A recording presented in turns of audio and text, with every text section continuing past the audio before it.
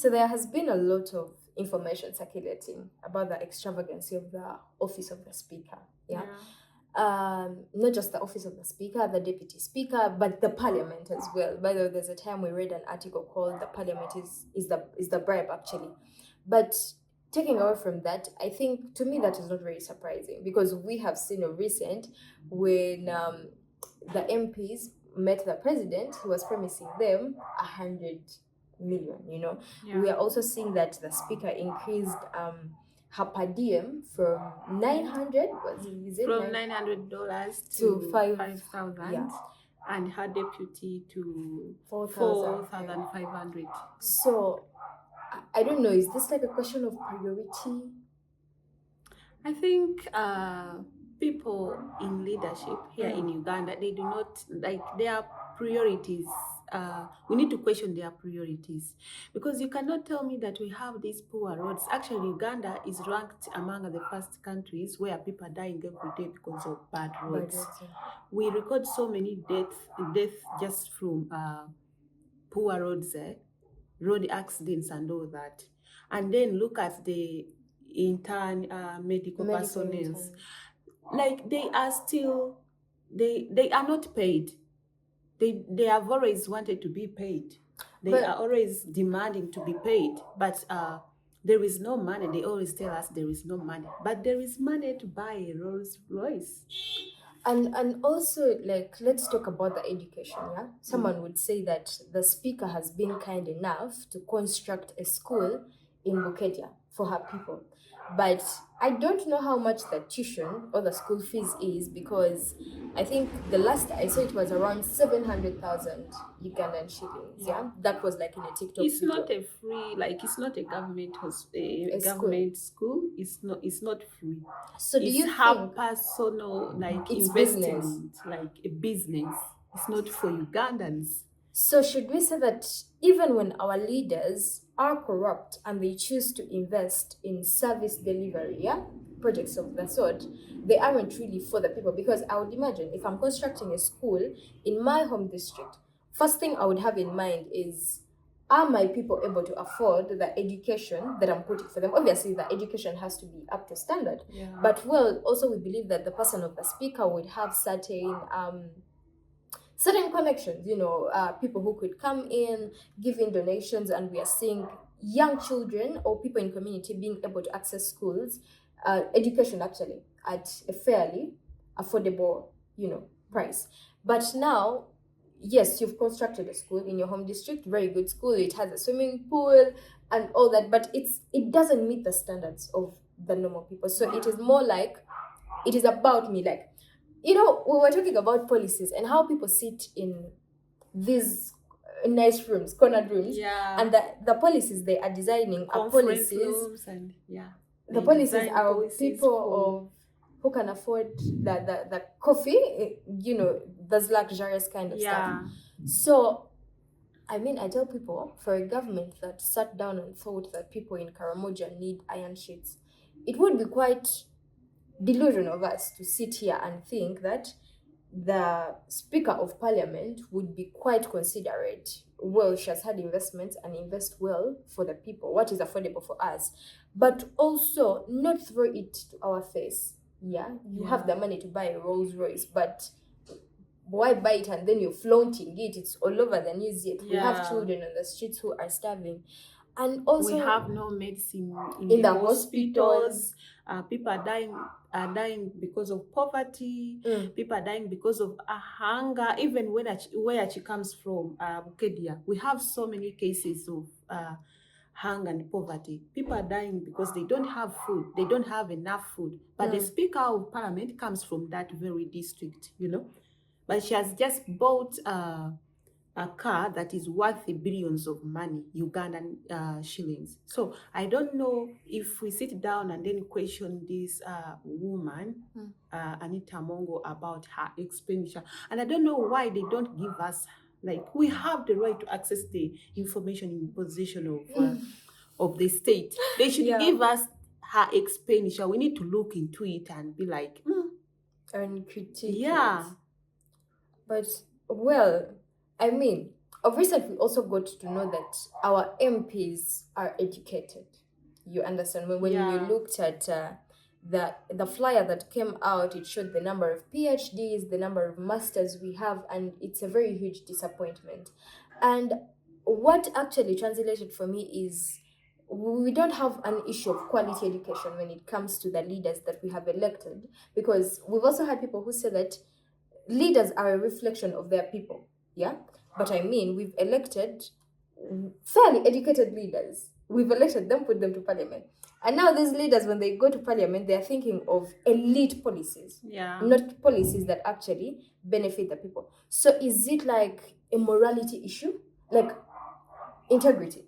Our leaders can't uphold that godly character of being good leaders, you know? So you see, Peace, one thing I know about this government or people in leadership in Uganda, they do not care about the common people. They will sit in the parliament and they pass whatever they want to pass. They will write whatever they want to write, and they do not care whether people are dying of hunger, whether people are very poor to even, people are not even educated enough to read these things that they are writing, because these things, these reports actually they publish are in a very sophisticated language that people cannot even understand them. People cannot even understand or read, you know.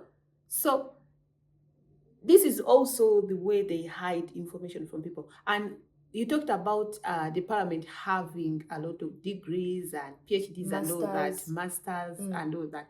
But let me tell you one thing about Uganda. You think these PhDs are fake, or you know, because there has been that issue where these PhDs are not actually good, or they do not come from credible institutions, because these people who have PhDs on their heads, if you look into the bills they pass, some MPs cannot even explain these bills. But let me now also tell you something. So I want to also believe the people that say that they just buy these PhDs. I would actually beg to differ. So when I was at campus, there was a scandal that happened, and it was about expired courses at a number of universities, even Chambogo University itself. And some of the courses that we were doing or we were offering were not accredited. Like they were out of, let me say the curriculum was kind of outdated, yeah? But it also gets back down. I mean, Uganda is ranking poorly in East Africa in quality of education. Like the quality of educated people that we produce is like very, very bad, you get. So I think the question of whether the PhDs or the masters are fake is something to discuss after we've been able to hold the education ministry, but also the body that governs the higher institutions. But most of them are not acquired from here. They're not acquired from here? Most of them are like from outside country. I didn't know. They're from outside countries. Most of them are from, you know, those Schengen countries. They just buy. I've seen these things. I've seen, there was a whole campaign about fake PhDs, and people were told to remove that title from their profiles and CVs. I think I just do not give it time. Actually, and I now when you talked about it, I thought maybe it is something that is a Ugandan issue. But if you now say that people go out of the country actually and they are able to buy education credentials, you know, then now what happens to a poor country like Uganda where our people have a lot of money? By the way, they actually said that a PhD is $6,000. So now we are buying titles. Yeah. Let me also now take you back. So one time I was traveling in a taxi, you know, I do not have a car, guys, but I met this gentleman. Actually, he was a lawyer. So he asks me, how educated are you? I tell him, oh, you know, I'm looking for an internship placement. I just got done with my degree at Chambogo University. So he tells me that education are the values that you acquire. But also, secondly, the knowledge and the ability to translate this information you've gotten into wisdom to make better decisions for the people. Yeah. Now, I would say, away from the titles, our leaders are not like, should I say educated? Like the education that is really substantiated, education that really matters to serve the people. But Peace, what do you expect from leaders that are from analog? The world is advanced. You're sounding like our speaker of parliament. The world is advanced. Like, the world is right now digital. If you tell me that, show me a minister that is from our generation.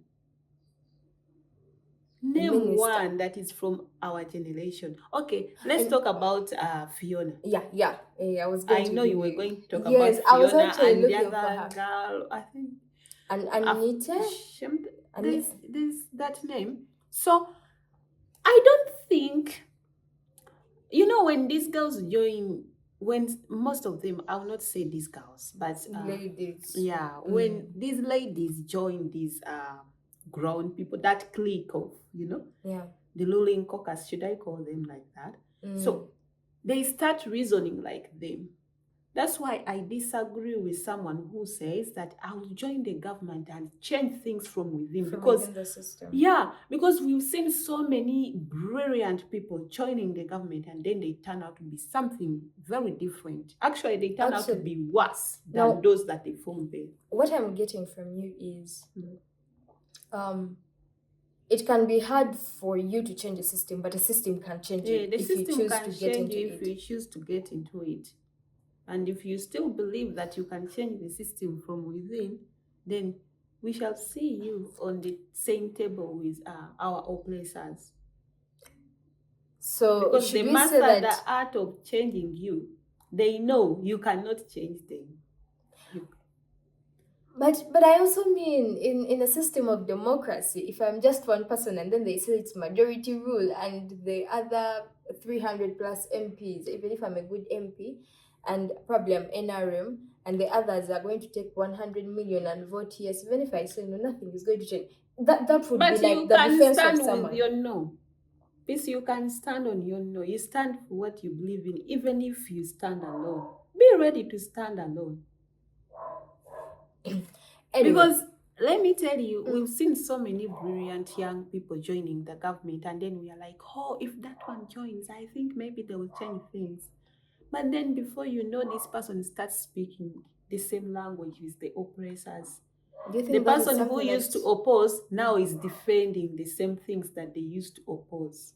So can I ask you something? Yeah. Do you think that some people within the opposition just know how to act so well until it is their turn to be picked?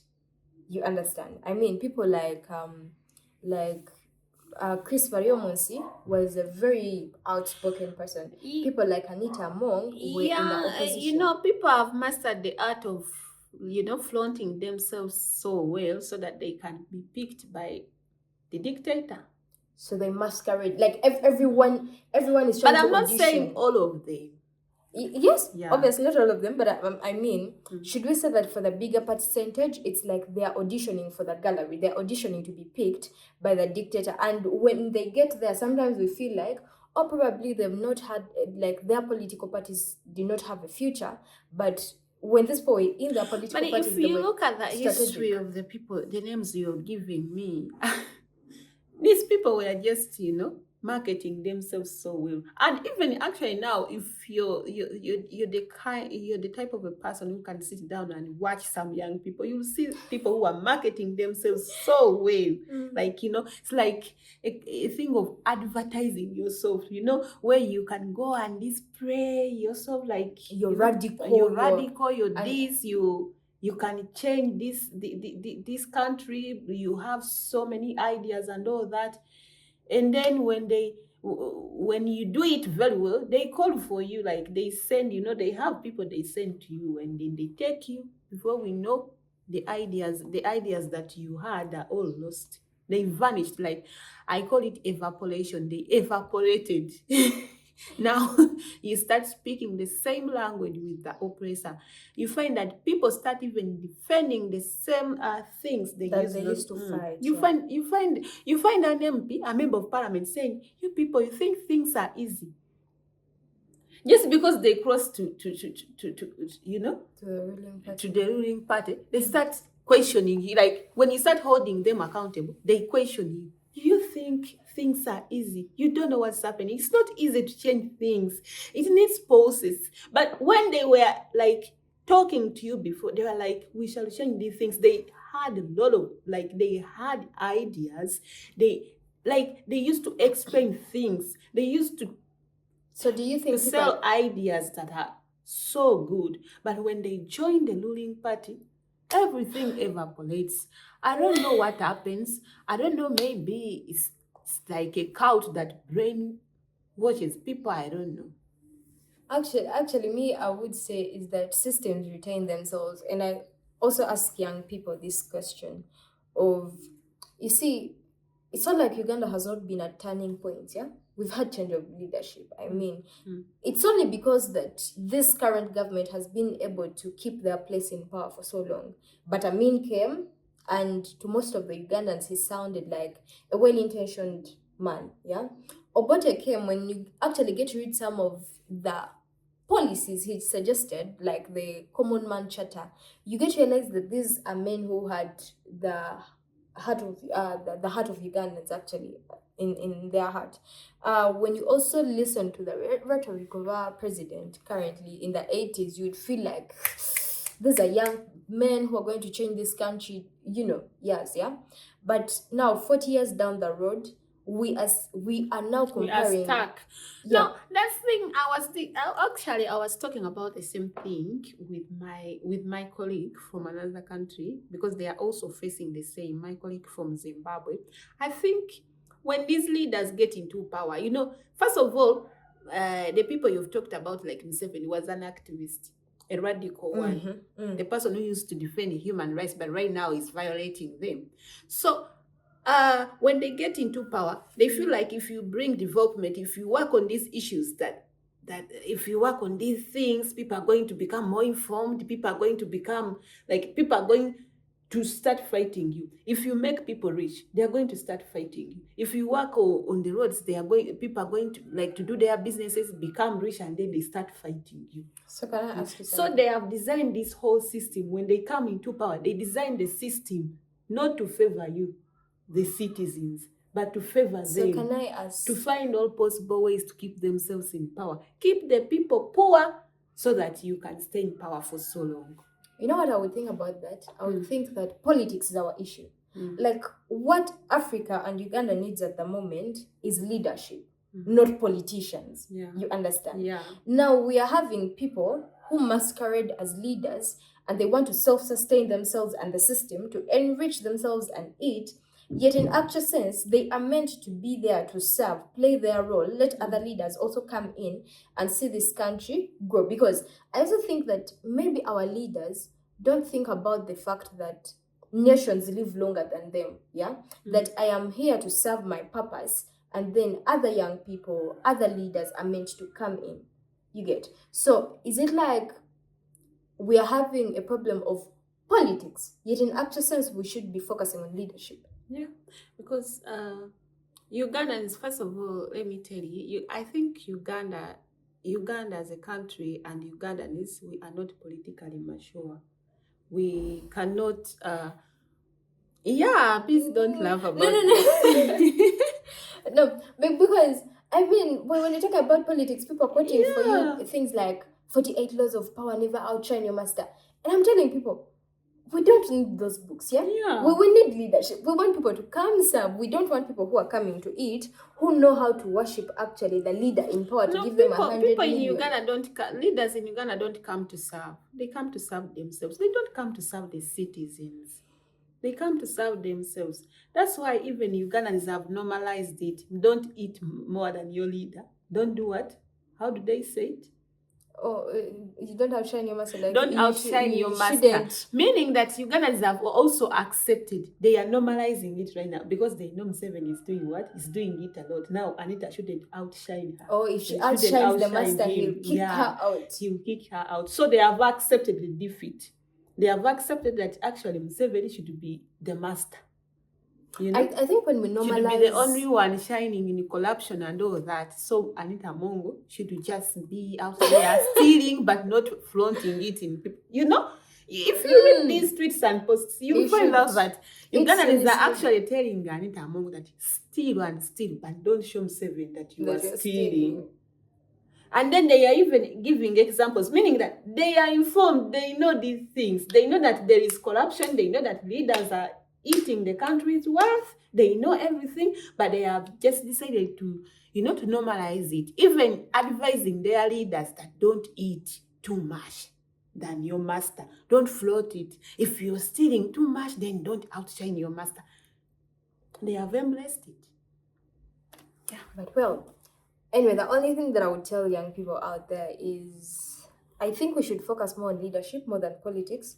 Because when politics is more like a game. I hear people say that in politics, morality takes the backseat. So that means we don't have morals, we don't have integrity, we don't have character. It is how can I sustain myself with power? How do I build this system to serve me? But when we talk about leadership, we are talking about something that is going to live beyond us. We are serving our purpose.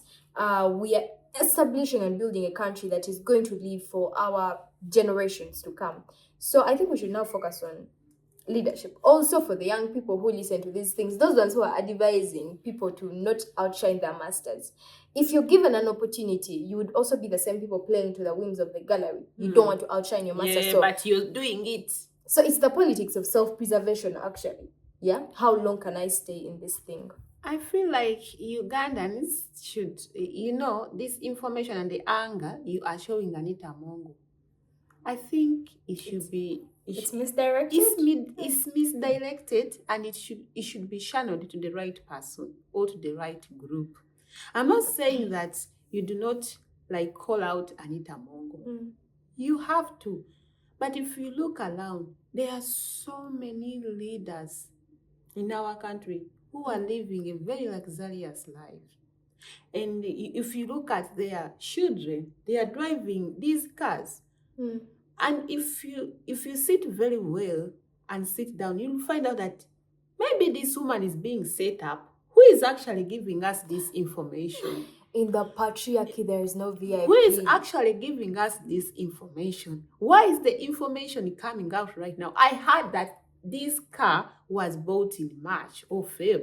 But why is the information coming out right now? Why are we not focusing on what someone did yesterday night?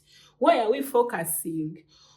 But by the way, me, I don't like those things. Why are we not focusing I didn't see on the fact that Michael Mawanda was released even when he pocketed 64 billions? There are so many people. Actually, Anita Mongo's car is 2-point-something billions of money. Michael Mawanda walked away with 64 billions of money. I mean, Minister Kasolo. You heard what Minister Kasolo did. He also pocketed billions and billions of our money. We are the taxpayers. So I don't know why these people are not actually talked about. When we talk about Anita Mongo's dresses, how expensive they are, have you tried to take time and find out the price of the washes that speaker, the deputy speaker, Thomas Tayewa, puts on? The suits and the shoes. When we talk about the deputy speaker, we have a group of people who come out and they start saying, oh, this man worked before he became the speaker. He worked a lot. He used to work with so and so. Anita Mongo was also working. I don't want to come off as a person who is defending Anita Mongo. You all know where I stand when it comes to this woman. She's being extravagant. She's paying our money. She's stealing. But let's hold all of them accountable. Because if she increased her per diem from 5,000, she also she increased her per diem from $900 to $5,000. She also increased the deputies per diem too. Whatever she gets, she also gives to her deputy. So we should hold both of them accountable, and not only them. There are so many people we are ignoring. There is Kutesa, there is Winston Katushabe, who has eaten the country's wealth. Actually, this man owns part of the country. Actually, my issue with so why are we not talking about these people? Why are we focusing on this woman? Now, let me get to the issue of being a woman. I've also had people say, what kind of woman is Anita Among? But Anita Among is a leader. Yeah, she is a leader.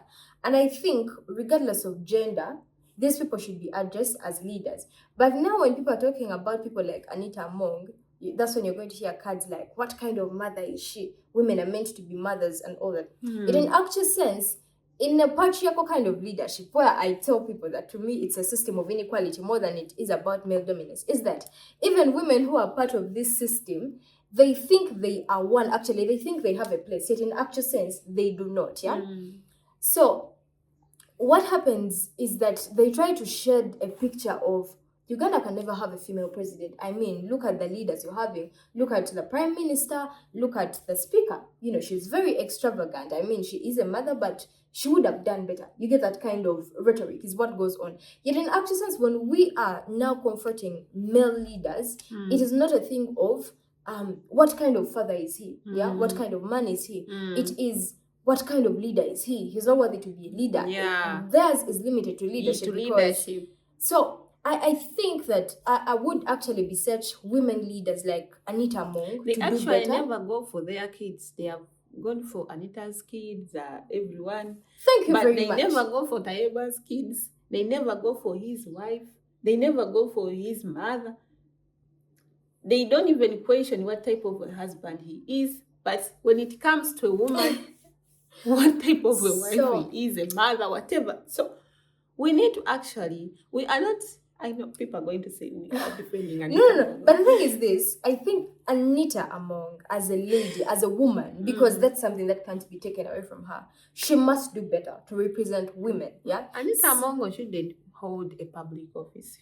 That's true, but she's holding it now, and there's nothing. No, she's not supposed to. Even when you sit down and listen to Anita Among, she's not supposed to hold any public office. I've never seen someone very arrogant like Anita Among. Actually, Anita Among herself makes it very hard for her PR team to defend her. She's like, they're trying to defend this. Anita Among will wake up and do something very, like, I don't know. And then she will be like, she will have the audacity to stand in the camera and say, that is AI. So do you think in our culture of leadership we should get to a point where people feel shame and they have to resign? You know, in some countries when you're caught in a scandal, you actually have to come and resign and be like, people do resign, but that doesn't work in Uganda. Actually, you inspire the master. When you start stealing, when like you train for these activities of stealing and corruption, you attract attention from the master. The man who you attract a higher position from what you Thank you. Let me tell you. The man who was given to head the anti-corruption State House unit, I remember that State House anti-corruption thing. He was literally convicted in 2018 for corruption, you know. So you get to realize that we reward actually people who are bad. No, and you also inspire your master. It's like you actually know what to do. You attract his attention. That's why people are stealing. Because when you steal here in Uganda, you are given a bigger position. You are given guys. Actually, you become one of the big boys, the big girls in the country. You become untouchable. Leave alone a leader who will stand in the national television and say, if we imprison or arrest corrupt MPs, members of parliament, whom shall we work with? And then the person he's defending will go and say things like, It is good to steal so long as you are sharing with your constituents. What do you mean? It's our leaders who are saying these statements. You know that we as Ugandans as well get quite calm when our own is eating. We'll be like, a customer na even if they're not eating with you directly, as long as you have someone with a ministerial post from your home village, you'll be like, even us, and then you come on X and start saying, I know they are coming for Anita Amongo because she's from East and because she's from Bukedia. Leave us alone. What are you benefiting from her corruption? What are you benefiting from the fact that she's stealing? There is a whole the taxpayers' money. Look at these roads. Are you so proud about these roads? And when I see Ugandans out of the country, those who are living in the diaspora, defending the government, when you look at USA, we have people who are living in USA. When you look at those states, the states where you're living, look at the roads, look at the system. Are you proud of where Uganda is? Huh? Okay. Are you proud of the hospitals that we go to every day? Those who are defending the government within Uganda, are they proud of their kids studying and then they have no jobs? You know that Mulago has a specialized unit for mothers? Yeah. But how many women actually can afford? They can't. You get. So you get to realize that, yes, maybe the government is doing something good to implement certain things, but who is the target market? It is for the ministers, it's for the MPs, the people and even those who are extremely rich. The gap between the poor and the rich is too large. Here in Uganda, it's very large. People who are poor, they are extremely poor to the extent that they can't even afford to spend 1,000 shillings a day. True. By the 1,000 shillings is too much. Let's say 500. Two lies, 500, guys. You know. But also people food are is very expensive poor. And my final words are, for youth who defend this government, or for youth who are there to whitewash the stains of Anita Amongo, do you feel proud of yourselves? Like when you sit down and you are alone in your house, what goes into your minds? Do you feel proud of yourself? Do you feel like this is where we are supposed to be in 2026? Do you feel proud that we still have those potholes in our roads, in the city, capital city of the country? The power goes off every single day in the capital city of a nation. Huh? Are you proud of the 40 years of our president in power? You find nothing wrong with these 40 years. Some of you have even lived a half of these 40 years, but you find the government very comfortable for you. Those are the words I have for you. Anyway, guys, I don't really have a lot to say, but one thing that I'll always reiterate is character integrity. And also, I think our leaders should move away from the politics of self-preservation and self-sustenance and look at leadership, at service, because we would say that Uganda is poor. We would say we are a poor country. We are heavily funded when it comes to our budget. But where do politicians get the money to be extravagant? Where do our leaders, top leadership, the executive, get the money to be spending on tokenizing the legislature at the end of the day? So I think we can do better.